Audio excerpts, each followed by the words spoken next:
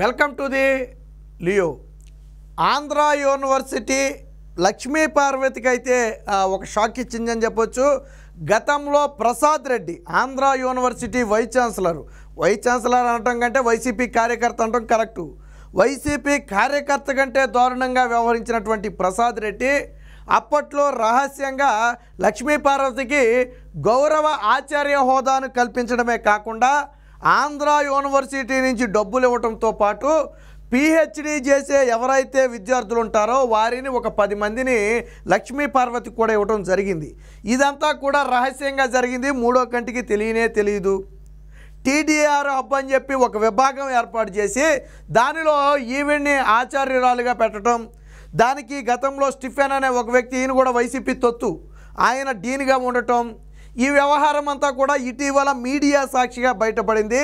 లక్ష్మీ పార్వతికి అసలు ఆంధ్ర యూనివర్సిటీలో ఆచార్య హోదా ఎలా ఇచ్చారు, ఆవిడకున్నటువంటి క్వాలిఫికేషన్ ఏంటి, దేని ఆధారంగా ఇచ్చారనే దాని మీద తీవ్ర విమర్శలు లేవనెత్తిన నేపథ్యంలో తాజాగా ప్రస్తుతం ప్రసాద్ రెడ్డి అక్కడ లేడు, స్టిఫెన్ కూడా అక్కడ లేడు కాబట్టి ప్రస్తుతం ఇన్ఛార్జ్ రిజిస్టర్గా ఉన్నటువంటి కిషోర్ బాబు అయితే ఈవిడ్ని ఆ హోదా నుంచి తప్పిస్తున్నట్టుగా ప్రకటించారు. ఇదే సమయంలో మరి ఈవిడికి గెలిపించినటువంటి 10 మంది విద్యార్థులు ఉంటారు కదా, ఆ విద్యార్థుల్ని వేరొకరికి కూడా అటాచ్ చేసే విధంగా ఆదేశాలు జారీ చేశామని చెప్పడం జరిగింది. వాస్తవానికి లక్ష్మీ పార్వతికి హోదా ఉందనే సంఘం, వాస్తవానికి జగన్మోహన్ రెడ్డి ఇచ్చిన పదవి వేరు. తెలుగు భాషా సంఘానికి అధ్యక్షురాలుగా ఆవిడనైతే జగన్మోహన్ రెడ్డి నియమించాడు. కానీ తెర వెనక ఆంధ్ర యూనివర్సిటీలో ప్రొఫెసర్ హోదా కల్పించి తిరిగి ఆవిడికి జీతాలు ఆంధ్ర యూనివర్సిటీ నుంచి చెల్లించడం, అంటే ఈవిడికి మించిన ప్రొఫెసర్లు ఎక్కడ దొరకలేదా? అసలు ఆ హోదా ఎలా ఇచ్చారు? ఇవ్వటమే కాకుండా పిహెచ్డి చేసే విద్యార్థుల్ని సాధారణంగా రీసెర్చ్ స్కాలర్స్ వాళ్ళు ఖచ్చితంగా ఎవరో ఒకరి దగ్గర చేయాల్సి ఉంటుంది. లక్ష్మీ పార్వతికి అప్పచెప్పారంట వాళ్ళని. విచిత్రం ఏంటో తెలుసా, లక్ష్మీ పార్వతికి వారి నుంచి కూడా డబ్బులు ఇప్పించారు. ఆ రీసెర్చ్ స్కాలర్స్ నుంచి లక్ష్మీ పార్వతికి డబ్బులు ఇప్పించారు. వాస్తవానికి ఈవిడ ఉండేది ఎక్కడ? విజయవాడలో ఉంటుంది. ఆంధ్ర యూనివర్సిటీ విద్యార్థులు ఎక్కడ చేస్తారు రీసెర్చ్? ఆంధ్ర యూనివర్సిటీలో చేస్తారు. విజయవాడలో ఉండే ఈవిడ ఆంధ్ర యూనివర్సిటీ దగ్గర చేసే 10 మందికి ఏ విధంగా గైడ్గా ఉంటుంది చెప్పండి? మనం వాళ్ళని గైడ్ అంటాం. ఏ విధంగా గైడ్గా పనిచేస్తుంది? అంటే ఇదంతా కూడా కేవలం కుట్ర. విద్యార్థులు ఎలా పోయినా పర్లా, ఆల్రెడీ విద్యార్థులు అప్పటికే మొరబెట్టుకున్నారంట. ఎక్కడో విజయవాడలో ఉండేవాళ్ళని మాకు గైడ్గా పెడితే మేమంతమాని అక్కడికి వెళ్ళేది ఎలా జరుగుద్దండి? ఆవిడేమో ఇక్కడికి రాదు, మేమేమో ప్రతిసారి అక్కడికి వెళ్ళలేము 10 మంది. ఆవిడ్ని గైడ్గా పెడితే ఎలా అని అడిగినా కానీ ఆ రోజుల్లో ఒప్పుకోలే. ఎందుకంటే ప్రసాద్ రెడ్డి రాజ్యం ఆ రోజుల్లో, అలాగే స్టిఫెన్ రాజ్యం ఆ రోజుల్లో. కాబట్టి వాళ్ళు ఆడిందే ఆట, పాడిందే పాట. విద్యార్థులు కూడా ఏంటంటే గట్టిగా మాట్లాడితే మమ్మల్ని ఎక్కడ ఫెయిల్ చేస్తారో, మమ్మల్ని ఎక్కడ చదవనివ్వరో అనే ఒక భయంతో వాళ్ళు కూడా సరే ఏదో అలా నెట్టుకుంటూ వచ్చేశారు. ఇప్పుడు వారందరికీ కూడా వేరొకరినైతే గైడ్ని అటాచ్ చేయడంతో పాటు లక్ష్మీ పార్వతికి ఉన్నటువంటి ఆ హోదా తొలగింపుతో పాటు పూర్తిగా ఆంధ్ర యూనివర్సిటీకి లక్ష్మీ పార్వతికి ఉన్నటువంటి సంబంధాలను అయితే పూర్తిగా తెంచేశారు. ఇది మనం చూడవచ్చు. జగన్మోహన్ రెడ్డిని ఆయన బిడ్డగా చెప్పుకుంటుంది ఆవిడ బిడ్డ ఎవరో ఇప్పటివరకు ఎవరికి తెలియదు, కానీ జగన్మోహన్ రెడ్డిని మాత్రం ఆవిడ బిడ్డగానే చెప్పుకుంటుంది. సరే అవన్నీ తర్వాత అనుకోండి. దీనికి సంబంధించిన వార్త కూడా ఒకటి వచ్చింది, ఒకసారి చూద్దాం. లక్ష్మీ పార్వతికి గౌరవ ఆచార్య హోదా తొలగింపు ప్రకటించిన AU incharge register Kishore Babu. ప్రస్తుతానికైతే వీసీలను ఇంకా నియమించలేదు కాబట్టి ఇన్ఛార్జ్ రిజిస్టర్ అయితే ఈ నిర్ణయం అయితే తీసుకున్నారు. వైసీపీ నాయకురాలు లక్ష్మీ పార్వతికి ప్రత్యేకంగా కట్టబెట్టిన గౌరవ ఆచార్య హోదాను ఆంధ్ర విశ్వవిద్యాలయం అధికారులు ఎట్టకేలకు ఉపసంహరించుకున్నారు. ఈ విషయాన్ని AU incharge registrar Kishore Babu గురువారం ప్రకటించారు. కూటమి ప్రభుత్వం అధికారంలోకి వచ్చే వరకు వీసీగా పనిచేసిన ప్రసాద్ రెడ్డి వైసీపీ అనుకూలంగా అనేక నిర్ణయాలు తీసుకున్నారనే ఆరోపణలు ఉన్నాయి. ఈ క్రమంలోనే 3 ఏళ్ల క్రితం లక్ష్మీ పార్వతికి ఆచార్య హోదాను కట్టబెట్టారు. ఏయూలో ప్రసాద్ రెడ్డి ప్రత్యేకంగా ఏర్పాటు చేసిన, బహుశా లక్ష్మీ పార్వతి కోసమే ఈ టీడీఆర్ హబ్ ఏమన్నా ఏర్పాటు చేశారని మనకు తెలీదు. టీడీఆర్ హబ్ అని ఒకటి ఏర్పాటు చేసి దానిలో ఈవిడ్ని ప్రొఫెసర్ను చేశారు. ఈ టీడీఆర్కి హబ్ ఎవరయ్యా అంటే స్టిఫెన్. వాళ్ళు కూడా వైసీపీ తొత్తే. ఈ స్టిఫెన్ ఏం చేశారు? దానికి డీన్గా పెట్టారు.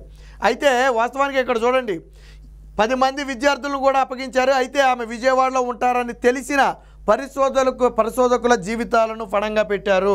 ఆమెకు గౌరవ వేతనం కూడా పరిశోధకుల నుంచి ఇప్పించారు. అది నేను చెప్పా కదా, ఎవరైతే ఈ పరిశోధకులుగా వచ్చారో వారి నుంచి నెలకింతని వసూలు చేసి ఈవిడికి ఇప్పించారు. బహుశా మనిషి దగ్గర ఏమైనా నెలకు 10,000 15,000 ఏమైనా వసూలు చేసి ఈవిడికి ఏమన్నా 1,00,00,000 జీతంలాగా ఇచ్చారేమో మనకైతే తెలియదు, కానీ ఆవిడ నుంచే ఇప్పించారట. సో ఇవన్నీ గతంలో ఒక వార్తా కథనం రూపంలో వచ్చాయి. దీంతో అప్పుడు టీడీఆర్ఆప్గా వ్యవహరించినటువంటి ఎవరైతే ప్రసాద్ అనుంగ శిష్యుడు జేమ్స్ స్టిఫెన్ ఉన్నాడో ఆయన మాత్రం సమర్థించుకున్నాడు. మేము నిబంధనల ప్రకారమే లక్ష్మీ పార్వతిని పెట్టాం, నిబంధనల ప్రకారమే 10 మందిని ఆవిడకి కేటాయించాం, నిబంధనల ప్రకారమే ఆవిడ గైడ్గా పనిచేస్తుంది, ఇందులో మేము ఎటువంటి తప్పు చేయలేదు, కొంతమంది రాజకీయ దురుద్దేశంతో మా మీద ఆరోపణలు చేస్తున్నారని చెప్పి మాట్లాడాడు. నాకు అర్థం కాదు ఏంటంటే లక్ష్మీ పార్వతికి మించిన ప్రొఫెసర్ ఎవరో మీకు కనపడలేదా? లక్ష్మీ పార్వతి ఏం చదివిందో ఏం చేసిందో ఎవరికి తెలియదు, అది కాసేపు పక్కన పెడదాం. ఇప్పుడు ఆవిడ రాజకీయాల్లో ఉంది, రాజకీయాల్లో తలమునకలైపోయి ఉంది, విజయవాడలో ఉంటుంది, అక్కడికి వచ్చి యూనివర్సిటీలో ఉండదు. మరి అలాంటి ఆవిడని మీరు ఎలా తీసుకున్నారు? సరే క్వాలిఫికేషన్ ఉందే అనుకుందాం చదువులో, అక్కడికి వచ్చి ఉండదు కదా, మరి మీరు ఎలాగ రీసెర్చ్ స్కాలర్ల జీవితాలు నాశనం చేస్తారు? ఏమి నిబంధనలు వచ్చాయి? ఆవిడ ఆల్రెడీ తెలుగు భాషా సంఘానికి అధ్యక్షురాలుగా ఉంది కదా, మళ్ళీ మీరు ఎందుకు తీసుకోవాల్సి వచ్చింది? ఎందుకు విద్యార్థుల నుంచి డబ్బులు వసూలు చేసి ఆవిడ కట్టించాల్సి వచ్చింది?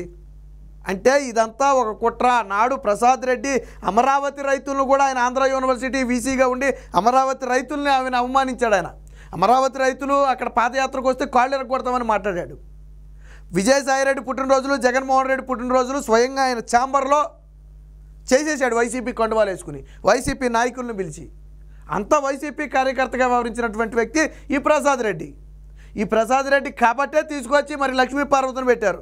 మరి లక్ష్మీ పార్వతికి ప్రసాద్ రెడ్డికి మరి ఎక్కడ కుదిరిందో, ఎందుకు తీసుకొచ్చి పెట్టారో, మరి వీళ్ళిద్దరికీ మధ్యవర్తిత్వం కుదిర్చి తీసుకొచ్చి పెట్టిన వాళ్ళు ఎవరో మనకైతే తెలియదు. కానీ ఇప్పుడు దీని మీద తీవ్ర విమర్శలు రావడంతో లక్ష్మీ పార్వతిని అయితే తొలగించారు. ఇంకో విషయం ఏంటంటే, ఎంత జరిగినా సోషల్ మీడియాలో వార్త అయినా ఇప్పటి వరకు నువ్వు ఎందుకు ఆంధ్ర యూనివర్సిటీ వీసీ అయ్యావని, ఆంధ్ర యూనివర్సిటీలో ప్రొఫెసర్గా ఎందుకు మారావని చెప్పి ఎంతమంది ప్రశ్నించినా లక్ష్మీ పార్వతి మాత్రం నోరు విప్పల.